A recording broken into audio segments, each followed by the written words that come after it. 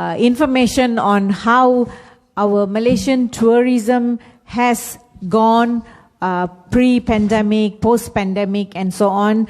Dato' Arul shared the statistics and a lot about sustainable tourism. Now we have our second speaker, Dato' Ravin, and I'll pass the slide to him. Can we have Mr. Ravin's slides? Yeah. This is on medical tourism. Hello. Hi, good evening, Minglava. I'm Rabindra Jain from Myanmar, but basically I'm from India, living in Myanmar from last 15 years. I'm going to talk about medical tourism. Some people may not be knowing what is the meaning of medical tourism. So in this presentation, I'm going to understand what is the medical tourism, the global size of market, top 10 destination, India role in medical tourism, prevalent disease and treatment and medical tourism, and major source country for medical tourism.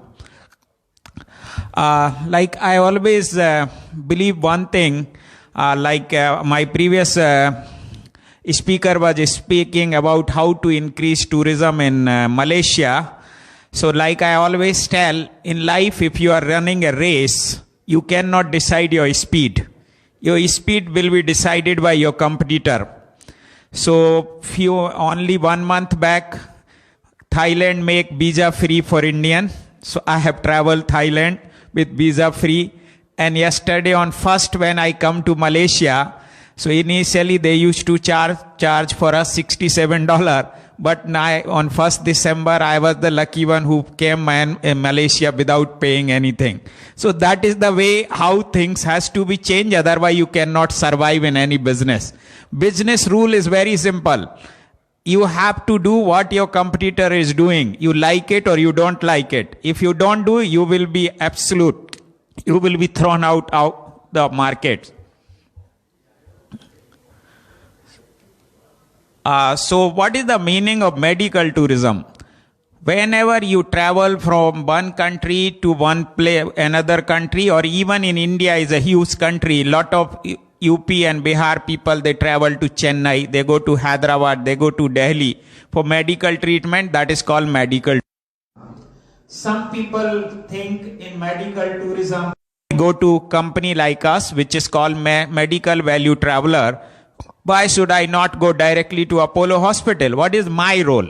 So that is very, very important. And how this medical tourism work? We all know there's one company called in India that is called MakeMyTrip.com, Booking.com. So many companies which have revolutionized the travel industry. Same way our company is doing. So you remember one thing, if you are going in Apollo Hospital or any XYZ hospital directly or going through us, your cost will going to remain same. That is an agreement between hospital and us. If X person go and get treated, he will going to pay 10,000 rupee. Then if he go through us also, you are going to get that, you have to pay 10,000 rupee. So you are not going to get any benefit if you go directly. But if you going through us, you will get more benefit. Reason is very simple. Suppose you are coming a hotel, you are as an individual, a one patient, one person in going a one hotel and booking a one room. They will not negotiate lot of things. Because when you go a one patient in a hospital, they will charge whatever charge they have normally. But if you go through us, because we are going to give them lot of patients, so they will giving us much more better rates. That's the reason mostly people, they don't buy ticket on Air India or any another airline. They go to MakeMyTrip.com or any another. They give you much more better price. So that is a medical tourism which is growing very fast. So in a simple word, suppose you want to have a knee replacement for your mother or parent or anybody. So you have an option. Suppose I living in Indore. So in Indore, there are 5 to 6 hospitals those can do the knee replacement. If you can go only one, because whenever we choose the hospital, what is your reference? My auntie go to this hospital, my uncle go to this hospital, so they got the good result, so I am going to get this hospital. But B, as a professional, we know, we will tell you this hospital have got this advantage, that hospital have that advantage. So that is the job medical tourism company do. So that's the reason we help the people to choose the right hospital, right city, and in right country. And the global market size, this market is currently $24 billion, and it is going to be just, you think what pace this market is going to grow. It is going to be $93 billion in 2030. Only 6 years it is going to be 4 times. And it is growing with crazy speed. Reason is very simple. Previously, the world population, the average age used to be around 50 and 55. Now we have the age is already in our country, in India. When we got independent, India average age used to be around 43. Now our current average is 67.8. So we have lot of aged population. So they need a lot of lifestyle disease. They have diabetes, hypertension, and if you don't control these 2 problems, then you have a kidney problem, liver problem, and so many on. Like hypertension and diabetes itself is not a problem, but it is the mother of so many problems. So that's the reason this business is going to grow very fast. And top 10 destination for medical tourism. Medical tourism is directly proportional the connectivity of any country. So currently Thailand is one of the biggest medical tourism hub, and you may have listened the name. There is one hospital called Bamrungat, which is like a 7-star hotel. It is a very costly but always full with the patient, because they give the best hospitality, very good treatment. May be good or bad, is not, but the hospitality is very good. So that medical tourism is growing day by day. And now the role of India in medical tourism. I will give you only one simple example why India medical tourism is growing day by day. Reason is very simple, because in India now we got lot of corporate hospital like Apollo. They are the number 1 in India and 3rd biggest chain of hospital in the world. And then number 2 hospital chain in the world is from Thailand, that is Gleneagles. And they are the owner of that chain is Malaysian. So they also have now in India and other all over the world. So this business is going to grow very fast. In India also it is growing around CAGR of 34% every year. And prevalence disease in medical tourism. It include everything. In India is very famous for kidney transplant, liver transplant, heart transplant. Recently we got few patients for heart transplant from Australia, Ukraine, US, Canada. Not only the 3rd world country, now even developed country patients are also coming to India for getting these transplant, because as per their insurance policy, the rule says if they have 2 patients who need the heart transplant and 1 patient age is above 65, another is below 65, they will choose that younger age patient, so that the person, if he can afford, they travel to in India. And the India offered 3 things. Our cost of medical treatment in the world is the most economical. Even any country is at least double than in India. You can go for treatment for anything. Major source of medical tourism. There are a lot of patients in India coming from Bangladesh and Gulf country, African country, and some of patients are coming from nowadays the patients is coming from Kazakhstan, Uzbekistan. Last year India was having a patient from around 94 country. And another thing in medical tourism, you no need to invest anything. it's a zero investment business. You must have a good relation in community and ready to help the people. Like if I help the 10 patient, I get money only in 1 patient. 9 patients are just free of service, but that give them my reputation, and then they help to each other. And in this business, one more important thing, this medical tourism get you a lot of blessing. If some patient go for treatment and he come and get very good and become healthy, that whole family is always respect you, as well as you get the money also. These are my details, like my 4-hour consultancy and my pays. So I will, if you are in different country and you want to willing to start any new business, go for medical tourism. It may be a side business, may not be your main business. Thank you very much. Thank you. Thank you, Mr. Raveen. Yeah.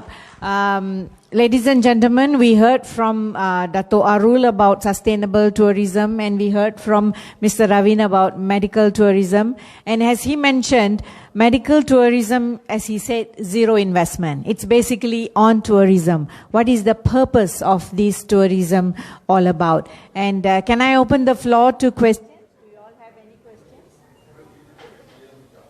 Yes, sir. Yes. I just wanted to ask, what will be the cost difference? Is it the same for the local and for the international? Hello. In Singapore. Hello. In Singapore and Bangkok, the cost for medical tourism for you are a Singaporean or Thai residents or Indian is same. But in India, if you are a different country, your cost will be different. But last meeting when I had with the chief secretary who looked at medical tourism policy, we are requesting them to make it same, because what is happening currently in India, or either we have requested them to do thing, either one, keep it the rate same, or give the separate hospital Bing. Like in Medanta, make a one Bing only for international patient, one for domestic patient.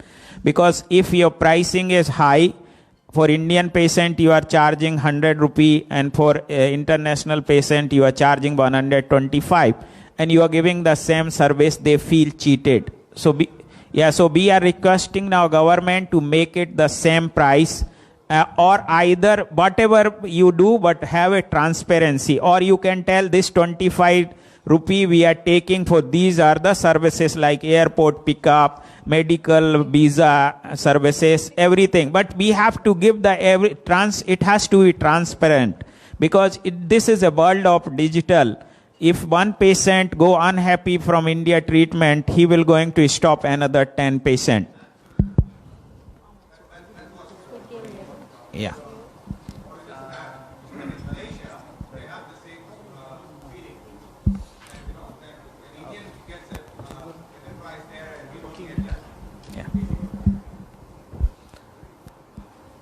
But in way, like I always say, we all country can learn how to do business. That is from Singapore.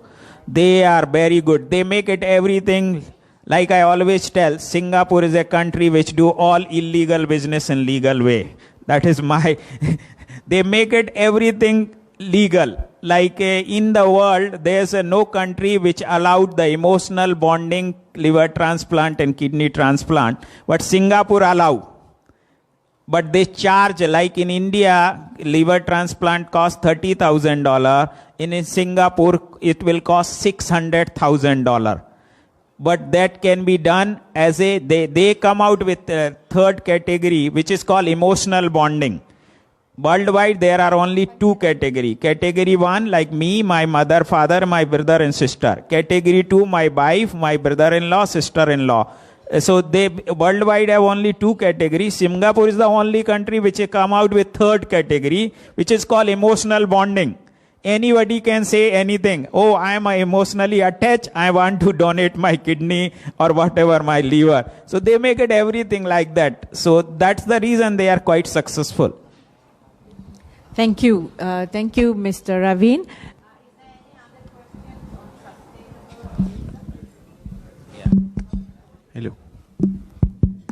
Is there any other questions on sustainable tourism? Yes.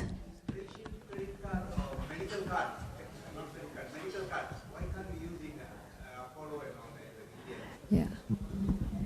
It depends. If it is a credit card and debit card, it can be used, not a issue. But if it is you are a Malaysian insurance you covered, that depends. Like in Gulf country, lot of country people, they are coming to India for medical treatment and they are not paying anything. Everything come through insurance company. So it depends on which insurance covered in Malaysia, and that Apollo and that particular hospital have tie up with them. But credit card and debit card is okay. Another thing, just I want to inform you, now Indian government is not allowing to take anything in medical treatment more than 2 lakh rupee in a cash. So you have to pay by default either in USD or bank transfer. You cannot pay anything more than 200,000 rupee. So it's almost $2,700 only you can pay in Indian currency. Add on to the question, to the best of my knowledge, some of the insurance companies, they do have a different premium. So if you want to go for the premium, you have to check with the insurance company if you can actually claim for your overseas treatment, because some do provide on reimbursement basis, but they do have a limitation. Right? Okay. Okay, I hope that answered your question.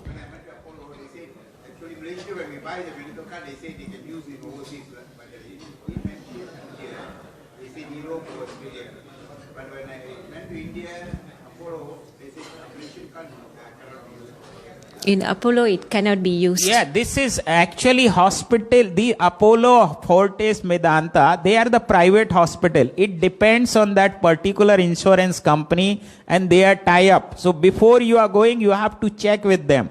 They have tie-up or not tie-up. It's a different, it is nothing to do with government. That is a particular hospital policy.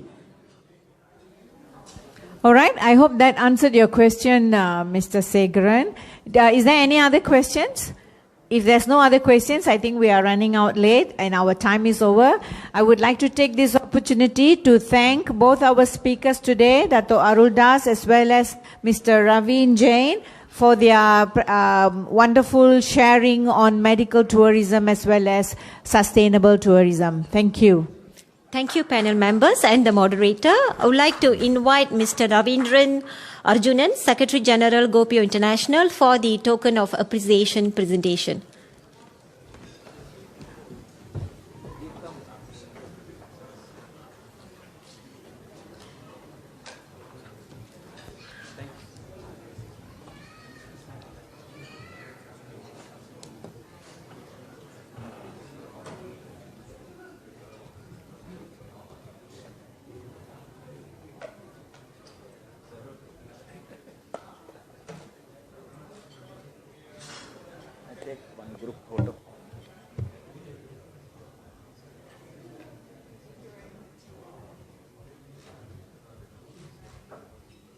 Take one group photo. Hold.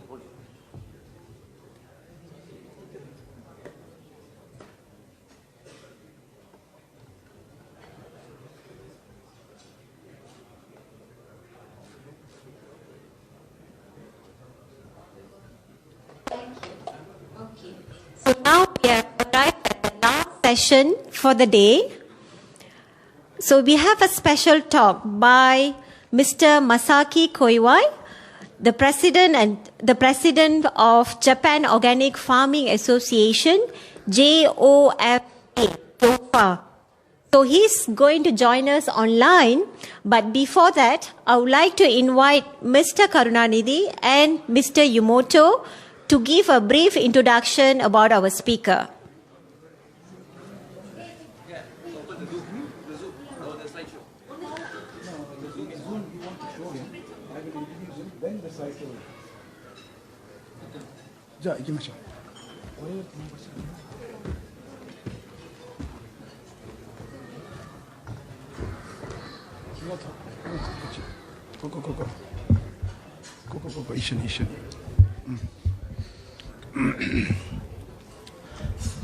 Very good evening to all of you. And we are in the last session, which is going to be the JOFA, Agricultural Revolution in the world through the scientific evolution and the implementation. So we wanted to give a small introduction about this gentleman called Mr. Koiwai. Mr. Koiwai, are you all able to see the screen? Mr. Koiwai is visible here. Okay.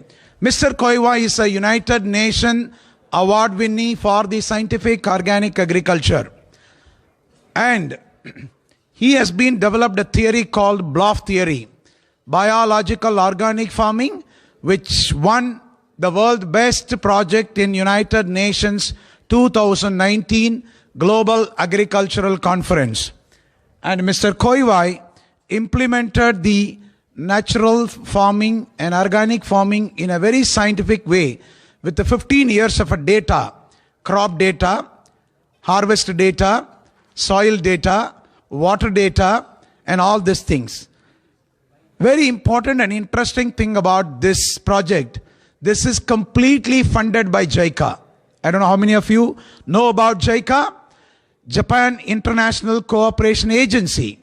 This is a funding agency of Japanese government today, giving this money to whole world, because the world lowest interest rate is JICA's 0.1 to 0.5. But the interesting fact is this is not a loan. This is a grant out of the JICA funding which happened. The grant is given to Mr. Koiwai-san for about $1 million USD. And then he has taken few of his farmers to Africa in Zambia. In Africa, Zambia, this project is implemented. That's about Mr. Koiwai-san and United Nations award winner. And apart from this, last month with Mr. Yumoto-san, we did a